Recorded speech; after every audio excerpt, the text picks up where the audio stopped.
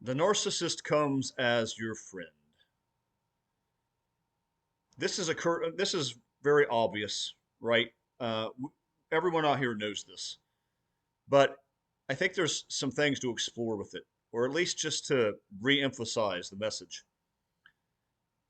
As I work through so many different things, not just with narcissism, but the world, the way the world functions, this demonically driven, satanically owned world that we live in today, um, it just occurs to me in a fresh way just how successful evil really is when it disguises itself in goodness, when darkness is cast as light.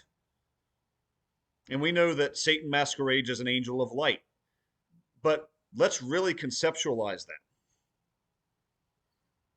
It means that the truest face of evil is going to present itself in good, positive ways. It's going to seem good. It's going to feel good. It's going to look good. That is when the most evil is done. The most absolutely vile, wicked things are done under the guise of goodness.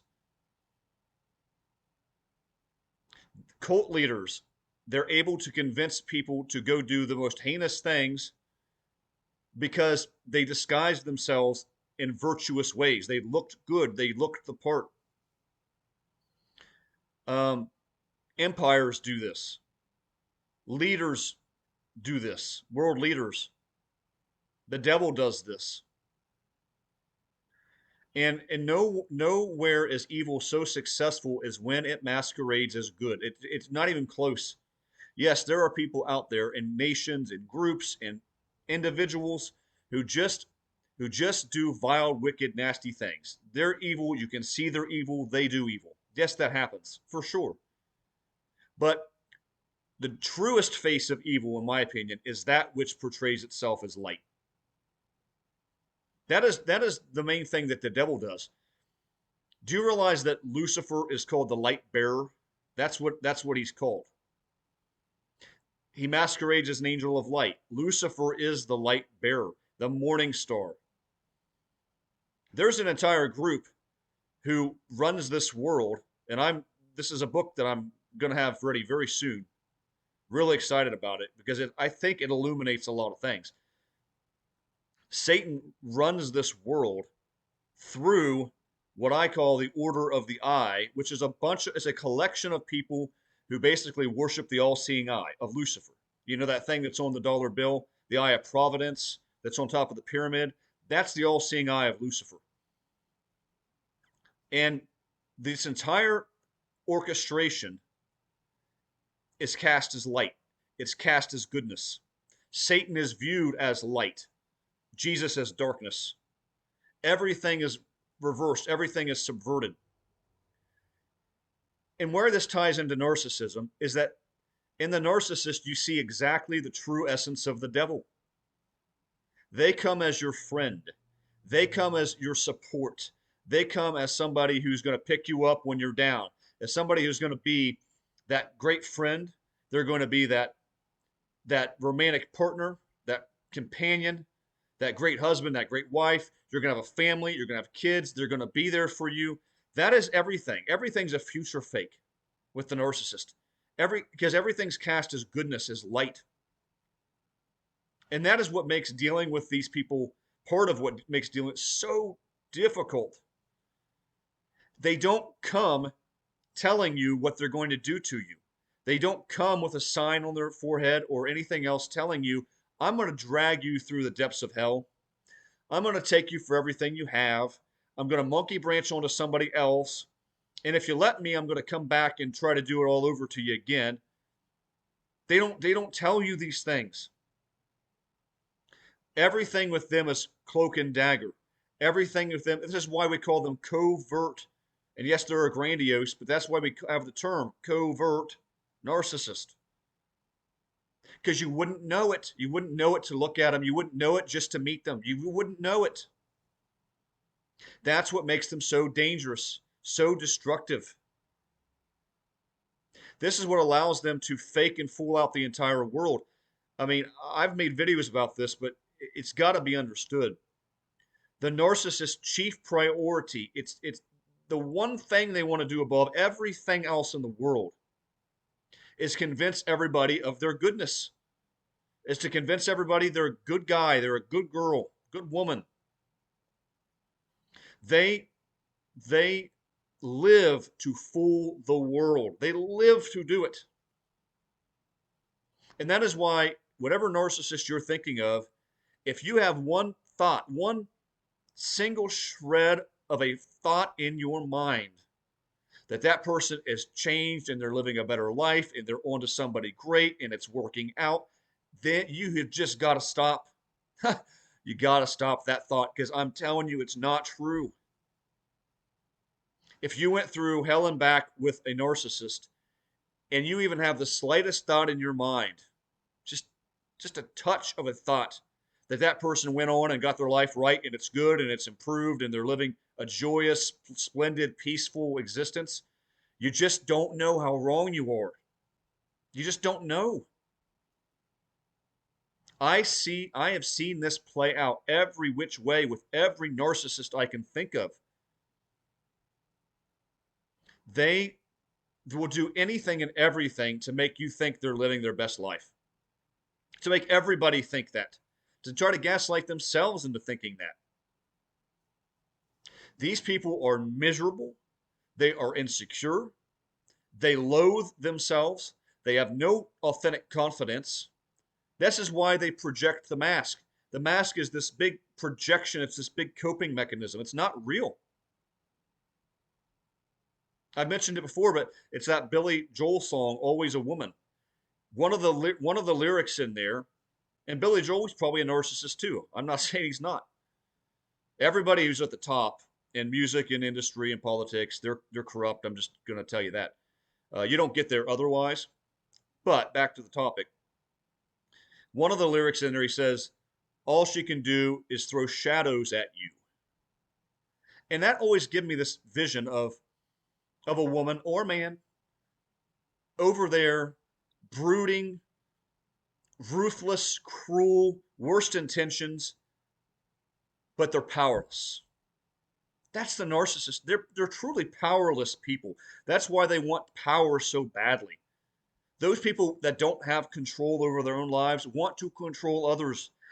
People with no authentic power want power over others. The devil is insecure. The devil's powerless in a sense.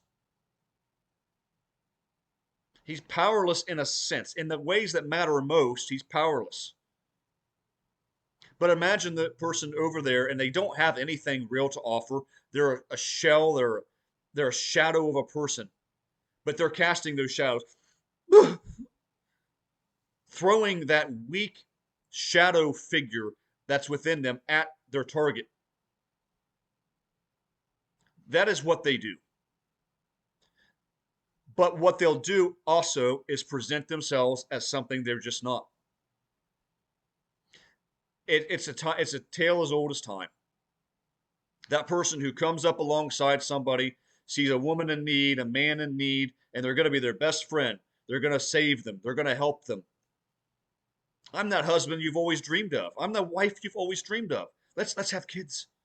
Let's move several states away and we'll build a ranch and we'll have kids and we'll have a life and oh, it's going to be great. And then you go and all hell breaks loose and you hate your life and you're cut off from everybody and they're cheating on you and they're abusing you and they're not there for the kids and you're raising the kids. And now they've distanced you from everybody else that matters. This is what the narcissist often does. They love to distance you from people who matter. They love to move states away or just spiritually isolate you. Spiritually isolate you. But they're able to accomplish these things for seasons, sometimes for long, long periods of time, sometimes for years or decades. Sadly, I know some of you, you've darn near lost your whole life from a narcissist.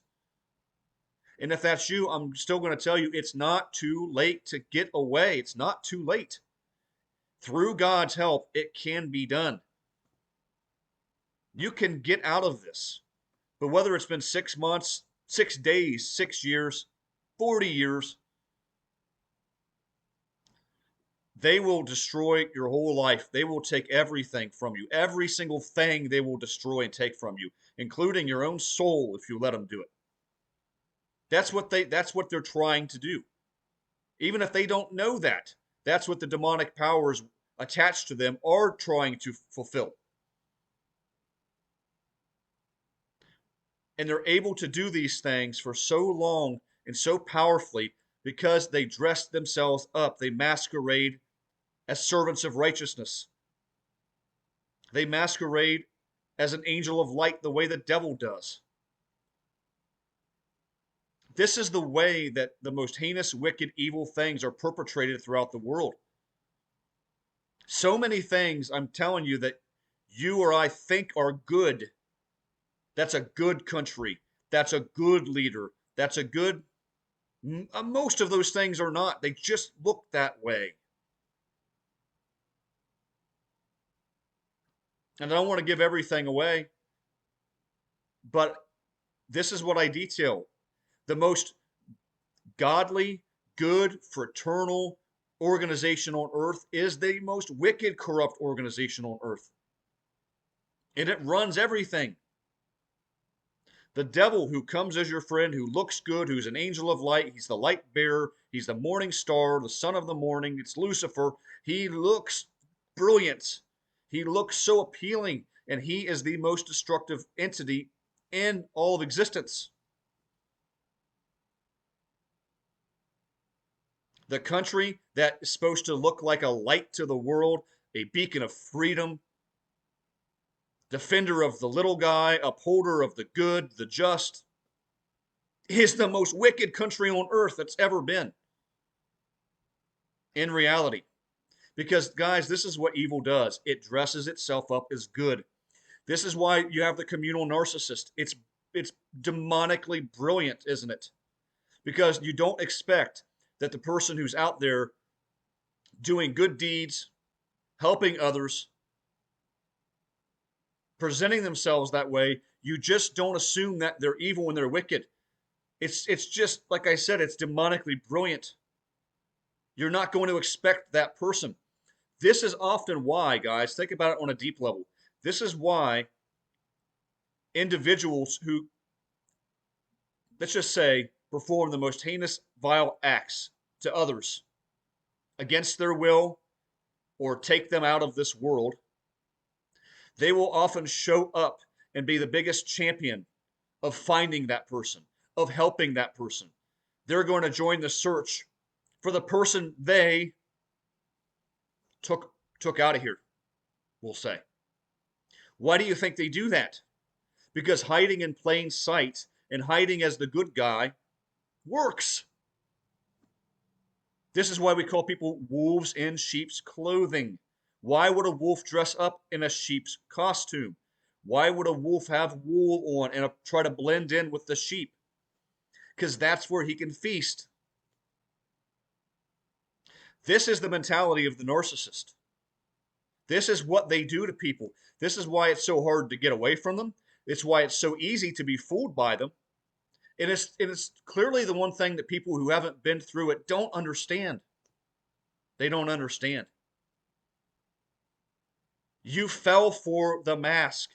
People who fall into it, like us, we all did at one point. We fell for an inauthentic individual. They advertised something to us that was not real. They sold us a false bill of goods. It's not what we signed up for. It's like getting that package that you're supposed to have delivered, some wonderful thing that you were expecting, and you sign for it, and you open it up and it explodes. That's what the narcissist is. They're a package that looks beautiful and it's wrapped and it's got all these decorations. It's beautiful. It's that package you want to get, and when you open it, it explodes in your face.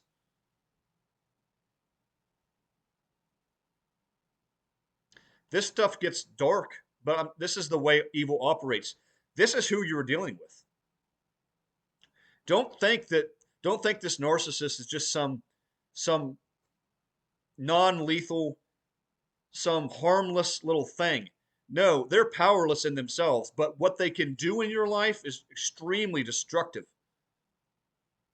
They have demonic influences, demonic beings, creatures working on their behalf that most of them don't even know about. I'm not saying that none of them do. Most of them don't even realize that they've been hijacked by the devil and his minions to do their bidding. That's what the narcissist is. They are evil on two legs. They're the weeds among the wheat. They are Satan's little foot soldiers. And like most people who carry out the devil's bidding, they don't know it. Like I said, some very clearly do. Especially when you get to the greater narcissist, those who lead the world, who are part of the order of the eye, the devil's clan. They know it. They know exactly what they're doing. A lot of the lesser narcissists out here running around, they even think they're good people, guys. This is how sick it is. I know some of you don't believe me, and you don't believe that. But I'm telling you, many of these narcissists actually have convinced themselves that they're good people. I see this especially within the church. They are oblivious to reality. The narcissist does not live in the same reality you and I do. That's why if you think they sit back and they see everything just the way we do, they fully understand reality just the way we do, and they just plan to plot, scheme, and do wickedness every day of their lives while seeing the world for what it is. That's not accurate. Do they plot and scheme? Do they do evil? Yes, they do those things, but they do so out of a warped mind. Doesn't get them off the hook. They're every bit as culpable. They put themselves in this position. But the delusion is so strong that many of them think they're good people. They're trying to present that to the world, and they actually think they are. They believe everybody else is the enemy. It's everybody else's fault. It's everyone else is the wicked one.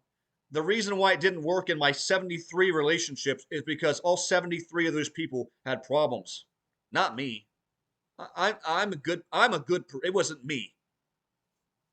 And yes, other times they might kind of admit that they're the common denominator. But at their core, many of them think they're good people.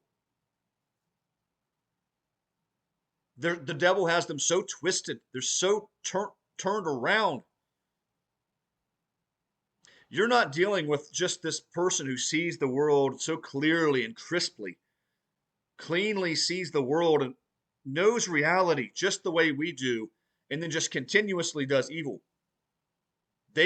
Those kind of people become warped. That's why we have a term delusional. They don't live in reality. They don't. They can do the most heinous things and then think they're the victim.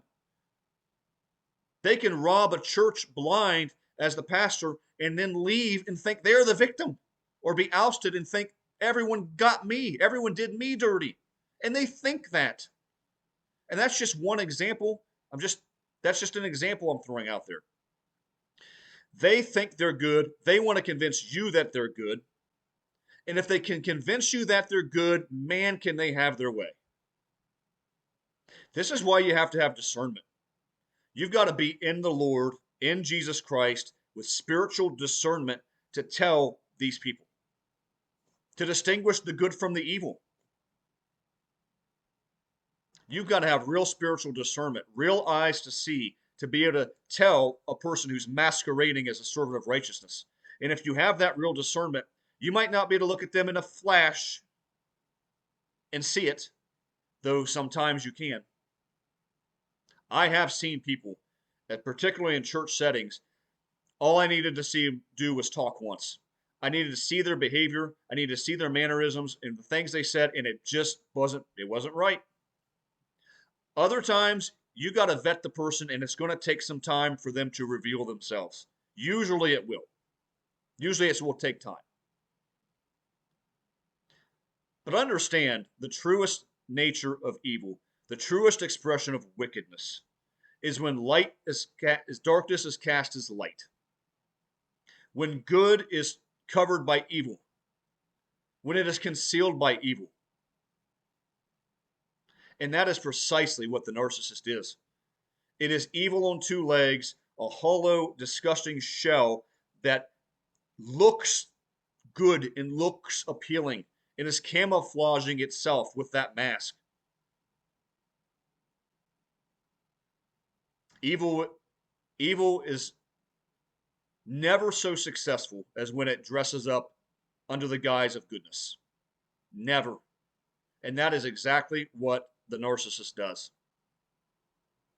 So, guys, I hope you found this enjoyable and interesting, and hopefully it made you think about something in a different way. So, I'll come at you with another one here soon, and until then, God bless.